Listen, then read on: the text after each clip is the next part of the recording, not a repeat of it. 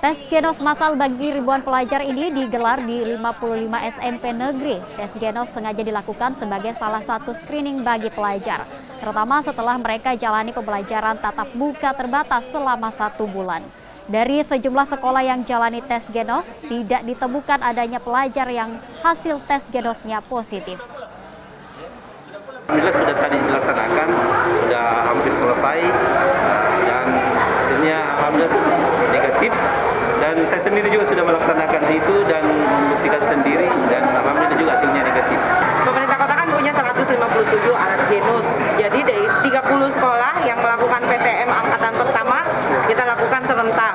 Nah, tadi kita pantau di 3 sekolah yang sudah kami datangi dari pagi.